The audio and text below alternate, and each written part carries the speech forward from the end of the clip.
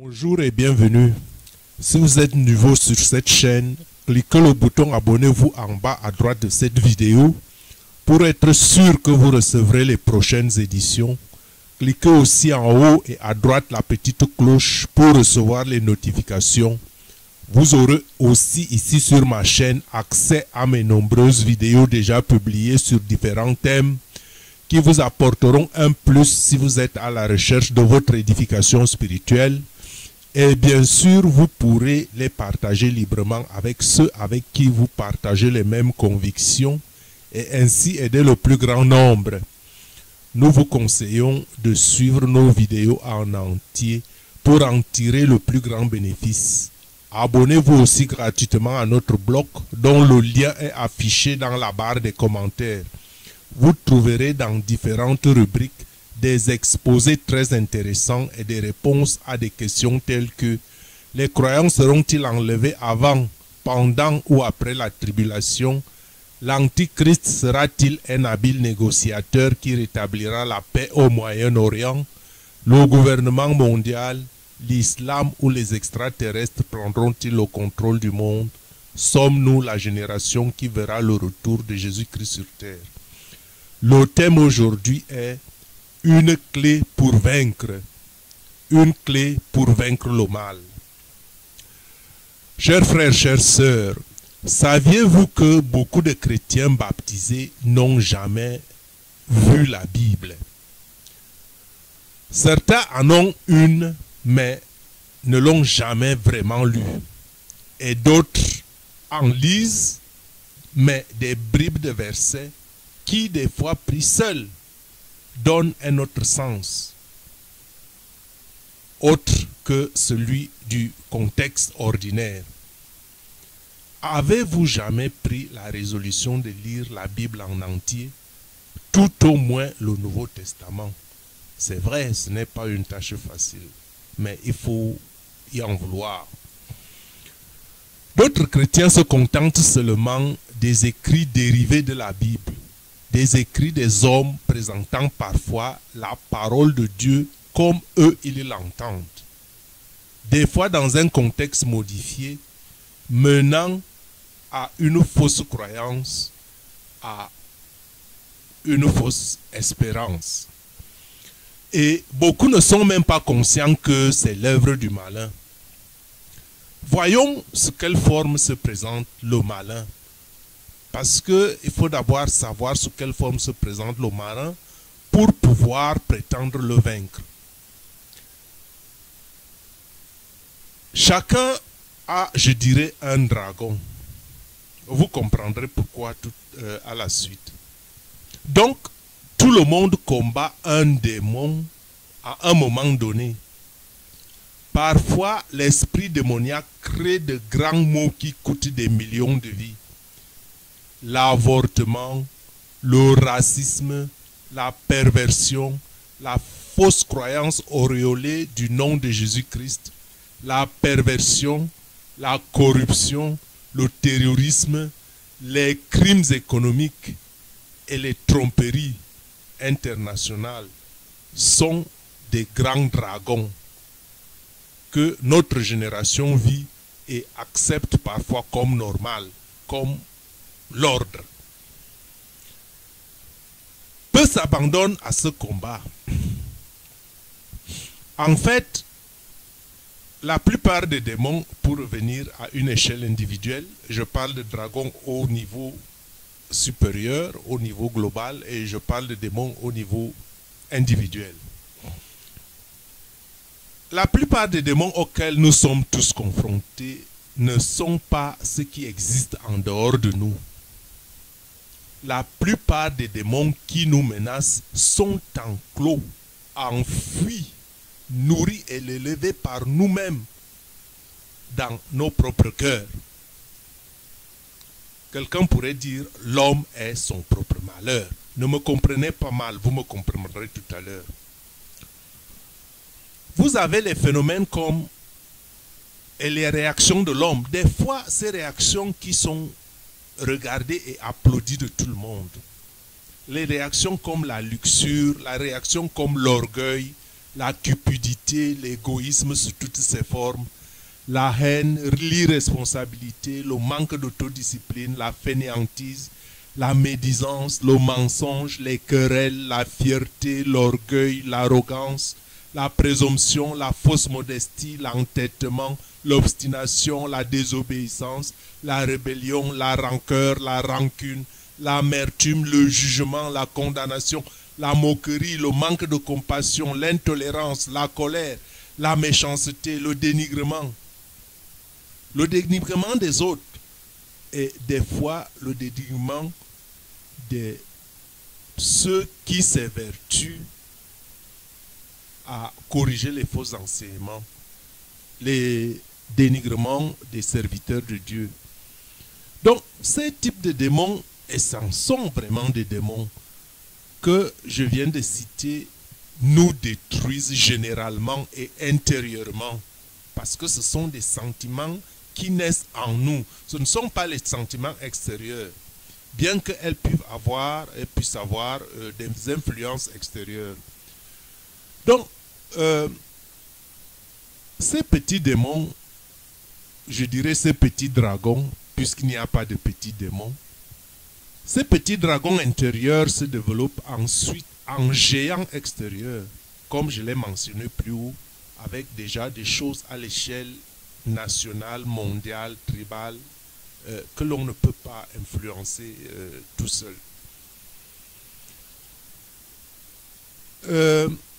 Les petites luttes auxquelles nous sommes confrontés font partie d'une guerre beaucoup plus, je dirais, grande. C'est-à-dire que nos luttes ne sont qu'une infime partie de la grande lutte que l'on peut mener en collectivité. Donc il faut commencer par lutter par soi-même, sur soi-même. Comprendre où nous sommes, où nous en sommes dans la stratégie du plan de Dieu nous aidera à prendre nos missions personnelles que beaucoup encore ignorent. Beaucoup ignorent qu'ils ont une mission. Beaucoup pensent que la vie sur terre, c'est manger, boire, dormir et se divertir. Beaucoup prendraient donc leur mission au sérieux s'ils comprenaient la stratégie du plan de Dieu pour l'humanité. Et j'en traite déjà ce sujet dans beaucoup d'autres vidéos. Comprendre ce que notre ennemi essaie de réaliser nous aidera également à reconnaître ses méthodes. C'est ce que je disais qu'il faut connaître les méthodes que quelqu'un utilise contre vous pour pouvoir savoir qu'il est en train de jouer contre vous et pouvoir donc le résister. Je dis donc que comprendre ce que notre ennemi essaie de réaliser nous aidera également à reconnaître ses méthodes et à le résister avec sagesse. Je souhaite vivement que ces paroles, ces quelques lignes, qu'elles vous permettent de tuer n'importe quel dragon, je vais dire n'importe quel démon. Parce que ce préambule vous permet de voir d'abord à quel niveau vous avez des problèmes. Parce qu'on voit toujours les problèmes en plus grand, sans les regarder en plus petit. Il faut commencer à voir les problèmes à plus petite échelle, à l'intérieur de nous, dans notre cœur, pour essayer de les écarter. Et quand on les écarte, c'est à ce moment-là qu'on peut mieux cerner le combat qu'on a à livrer avec le monde extérieur. Donc, ces quelques lignes te permettraient de tuer n'importe quel démon que tu rencontres. Tu le comprendras tout à l'heure. Non seulement les démons à l'extérieur, dans le monde, mais aussi ces petits démons dans notre vie personnelle. Et c'est ce que les Écritures nous enseignent en Colossiens 3, du verset 5 au verset 10, quand Jésus disait « Faites donc mourir les membres qui sont sur la terre, l'impudicité, l'impureté, les passions, les mauvais désirs et la cupidité, qui est une idolâtrie. C'est à cause de ces choses que la colère de Dieu vient sur les fils de la rébellion, parmi lesquels vous marchiez autrefois lorsque vous viviez dans ces péchés. Mais maintenant, renoncez à toutes ces choses, à la colère, à l'animosité, à la méchanceté, à la calomnie, aux paroles déshonnêtes qui pourraient sortir de votre bouche. Ne mentez pas les uns aux autres, vous étant dépouillés du vieux homme et de ses œuvres, et ayant revêtu l'homme nouveau qui se renouvelle dans la connaissance selon l'image de celui qui l'a créé. Donc, vous comprenez qu'il y a une première démarche qui fait qu'on reconnaisse que le mal est en nous. Quand on reconnaît que le mal est en nous, on lutte contre ce mal en nous-mêmes. On essaye d'adopter une méthode. Il faut reconnaître déjà ce mal. Il faut reconnaître que c'est ces petites choses qui commencent à nous miner. Quand elles nous minent, c'est elles qui orientent donc ou bien qui donnent la conduite à notre vie.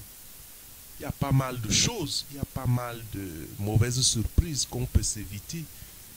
Tant qu'on est gentil avec les autres, on n'est pas méchant, tant que vous ne calomniez pas les autres, quand vous dites une bonne parole par-ci, par-là, je sais que ce n'est pas toujours facile, que les autres ne vont pas se comporter autant et que on a toujours tendance de vivre comme à la jungle. On te frappe, tu frappes de l'autre côté. Donc pour le chrétien, ce n'est pas la voie parce que la vie du chrétien ne se termine pas sur terre. Le chrétien a une vue un peu plus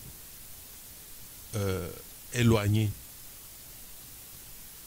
Donc, en dehors de ce conseil dans Matthieu 3, 5 à 10, Colossiens, je voulais dire Colossiens 3, 5 à 10, il y a aussi Matthieu 12, du verset 43 au 45, qui nous enseigne que, par les Écritures, que lorsque l'esprit impur est sorti d'un homme, écoutez, lorsque l'esprit impur est sorti d'un homme, ça veut dire que nous avons tous des choses que nous considérions normales, des attitudes que j'ai appelées ici des démons. Et nous pouvons prendre la résolution de nous transformer, et c'est ce qu'on parle ici un peu de lorsque l'esprit impur est sorti d'un homme, il va par des lieux arides, l'esprit impur va par des lieux arides, cherchant du repos, il n'en trouve point, alors il dit, je retournerai dans ma maison d'où je suis sorti. Et quand il arrive, il la trouve vide, balayée et ordonnée. Il s'en va et il prend avec lui 7 autres esprits plus méchants que lui. Ils entrent dans la maison, s'y établissent et la dernière condition de cet homme est pire que la première. Bon, j'exagère peut-être un peu parce que quand je parle comme ça, c'est comme si j'injuriais qui que ce soit qu'il a les démons. Non, je dis que nous avons tous des faiblesses, des mauvaises habitudes que l'on devrait considérer et que nous négligeons si souvent. Et que c'est ces habitudes qui font des fois qui ouvrent la porte aux forces du mal et qui empêchent à l'Esprit de Dieu de s'épanouir et de prendre la direction de nos vies. Pourquoi je dis cela? Je dis cela parce que nous avons vu dans notre entourage, si ce n'est pas dans notre famille, des frères ou des personnes qui se sont levés pour combattre, par exemple, je prends un exemple, l'alcoolisme, par exemple, ou la prostitution, ou un autre péché de ce genre, ou même des péchés moins graves comme ceux que je venais de citer tout à l'heure, des péchés moins graves que cependant une grande majorité de nous ignore. Comme je l'ai dit, j'ai déjà cité plus haut. J'ai cité la fierté par exemple, j'ai cité l'orgueil, j'ai cité l'arrogance, j'ai cité l'autosuffisance, j'ai cité la présomption, qui de nous me dirait qu'il n'a pas ces défauts. Bon, si vous n'en avez pas, il y en a d'autres. Il y a la fausse modestie, il y a l'entêtement, il y a l'obstination, il y a la désobéissance, il y a la rébellion, il y a la rancœur, il y a la rancune, il y a l'amertume, il y a les propos malveillants, le jugement, la condamnation, la moquerie, le manque de compassion, l'intolérance, l'intransigeance, l'esprit vindicatif et l'esprit ou alors l'esprit compulsif, l'inflexibilité, la colère, la méchanceté, le dénigrement, la luxure, l'orgueil, la cupidité, l'égoïsme sous toutes ses formes, la haine, l'irresponsabilité, le manque d'autodiscipline, la fainéantise, la médisance, le mensonge, les querelles, l'égocentrisme, l'autoritarisme, l'irritabilité, l'emportement, la jalousie, la convoitise, l'avidité, la faiblesse même de foi. Et oui, la faiblesse de foi est bel et bien un péché. L'impatience, l'apitoiement sur toi, la négligence, le laxisme, le laisser-aller, l'ingratitude, l'égocentrisme, le trop amour de soi, l'avarice, la cupidité, la fausse générosité, le manque de maîtrise de soi, la gloutonnerie. Et j'en passe. J'en passe. Frères et sœurs, ce n'est pas pour injurier. J'énumère seulement quelques faiblesses mineures, qui ne sont même pas mineures, mais que nous jugeons souvent mineures, mais qui font barrière à notre succès, qui font barrière que nous n'évoluons pas spirituellement parce que nous ne les voyons pas. Avoue donc toi aussi que tu as ces faiblesses, que tu as un démon, sinon plusieurs. Tu peux faire stop à cette vidéo, reconsidérer les quelques lignes, les quelques traits de caractère que je venais d'énumérer. Tu trouveras que tu as un ou deux, sinon plus, dans ton cœur. Donc, tu n'avanceras pas et tu ne trouveras jamais de solution quand tu minimises ou ignores des problèmes qui font frein à ta croissance spirituelle. Il faut en prendre conscience et essayer de les résoudre, sinon combattre, sans s'en détourner. Parce que autant que l'homme s'occupe de sa propreté extérieure, moins beaucoup s'en soucient de leur intérieur. Combien nous tolérons nos péchés et faisons les compromis avec notre mode de vie? Et même beaucoup vont dans les églises dont la parole déformée cadre avec leur mode de vie parce qu'ils refusent des fois, aussi inconsciemment que cela semble être, parce qu'ils refusent même inconsciemment et s'obstinent à ne pas vouloir prendre au sérieux ces mauvaises habitudes que j'appelle ici, dans ce cadre, des démons qui habitent en nous, des démons qui habitent dans nos cœurs. Dieu exige un attachement exclusif. Dieu ne peut pas partager un cœur qui a tous ces défauts que je venais de citer. Dieu est lumière et exige un amour exclusif. Tu l'aimeras de tout ton cœur parce que tu ne peux pas partager ton cœur avec Dieu qui est justice et droiture, avec toutes ces choses qu'il est. Alors, comment tu peux t'imaginer que si tu ne prends pas le courage, comment tu peux t'imaginer que l'Esprit Saint descendrait sur toi? Dieu nous aime, mais Dieu déteste le péché. Dieu voit dès le début ce que sera la fin. Dieu voit l'aboutissement de nos péchés avant même que nous les ayons commis. Quand il commence en petit, Dieu voit déjà comment ce péché va grandir et qu'à la fin qu'il va te faire chuter.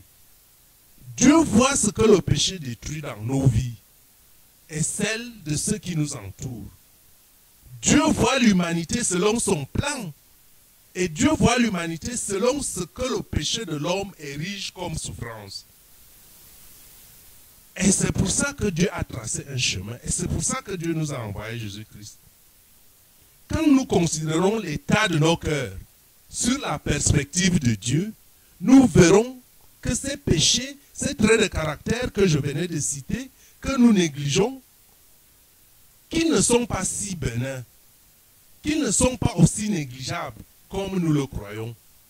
Donc, prenons la résolution de combattre les mauvaises habitudes avant qu'elles ne deviennent des monstres qui n'obéissent plus à notre volonté. Nous devons lutter sérieusement contre le péché. Et pour la plupart des chrétiens, dans leur lutte spirituelle, il serait beaucoup plus efficace et souhaitable d'apprendre seulement à aimer davantage Jésus, à s'asseoir à ses pieds et à s'imprégner de sa présence, lui obéir par une attitude d'amour est encore plus plus efficace que la prière de combat spirituel la plus éloquente. Frères et sœurs, je pense que si tu prends ce seul, comment dirais-je, si tu prends à cœur ce petit mot que je viens de te dire, tu vaincras le mal. Commence par vaincre le mal qui est à l'intérieur de toi. Et à ce moment, tu poses de nouveaux jalons. À ce moment, l'Esprit de Dieu descendra sur toi. À ce moment, tu verras comment ta vie va changer. Que Dieu te bénisse.